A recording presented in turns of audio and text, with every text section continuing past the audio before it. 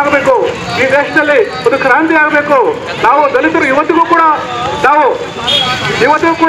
ಭಾರತಕ್ಕೆ ಸ್ವತಂತ್ರ ಬಂದು ಸಂವಿಧಾನ ಬಂದು ಸುಮಾರು ವರ್ಷಗಳಾದರೂ ಸಹ ಇವತ್ತಿಗೂ ನಾವು ಬೀದಿಯಲ್ಲಿ ನಿಂತ್ಕೊಂಡು ಹೋರಾಟ ಮಾಡ್ತಾ ಇದ್ದೇವೆ ಅಂತ ಹೇಳಿದ್ರೆ ನಾವು ಹೋರಾಟವನ್ನು ಬದಲಾಯಿಸಿಕೊಳ್ಬೇಕಾಗಿದೆ.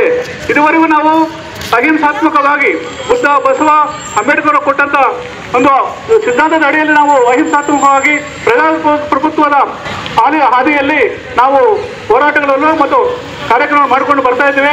ಇದು ಇನ್ನು ಮುಂದುವರೆದ್ರೆ ನಾವು ಹೋರಾಟದ ದಿಕ್ಕನ್ನು ನಾವು ಬದಲಾಯಿಸಿಕೊಳ್ಬೇಕಾಗುತ್ತೆ. ಮತ್ತೊಂದು ದಲಿತರ ವಿಮೋಚನೆ ಆಗಬೇಕಾದ್ರೆ ಮತ್ತೊಂದು ಸ್ವತಂತ್ರ ಸಂಗ್ರಾಮ ಆಗಬೇಕು ಅಂತಕ್ಕಂಥ ಮಾತನ್ನು ಹೇಳೋದಕ್ಕೆ ನನಗೆ ಇಷ್ಟಪಡ್ತೇನೆ. ಹಾಗಾಗಿ ಈ ದೇಶದ ಪ್ರಜಾಪ್ರಭುತ್ವ ಉಳಿಸಬೇಕಾದ್ರೆ, ಸಂವಿಧಾನವನ್ನು ರಕ್ಷಣೆ ಮಾಡಬೇಕಾದ್ರೆ ನಾವೆಲ್ಲರೂ ಕೂಡ ಬೀದಿಗೆ ಬಂದು ಈ ನಮ್ಮನ್ನು ಆಡ್ತಾ ಇರ್ತಕ್ಕಂಥ ಕೇಂದ್ರ ಸರ್ಕಾರದ ಒಂದು ನೀತಿಗಳನ್ನ ಖಂಡಿಸಬೇಕಾಗಿದೆ. ಮತ್ತು ಇದನ್ನು ಜನಾಂದೋಲನ ಆಗಿ ಪ್ರತಿ ಗ್ರಾಮದಲ್ಲೂ ಪ್ರತಿ ಹಳ್ಳಿಯಲ್ಲೂ ಕೂಡ ಪ್ರಜಾಪ್ರಭುತ್ವ ಮತ್ತು ಪ್ರಜಾಪ್ರಭುತ್ವದ ಬಗ್ಗೆ ನಾವು ಜನರಿಗೆ ತಿಳಿ ಹೇಳಬೇಕಾಗಿದೆ. ಅವರನ್ನು ಹೋರಾಟಕ್ಕೆ ಸಿದ್ಧತೆ ಮಾಡಿಕೊಂಡು ಬರಬೇಕಾಗಿರ್ತಕ್ಕಂಥ ಮಾತಾಡೋದಕ್ಕೆ ಇಷ್ಟಪಡ್ತೀನಿ.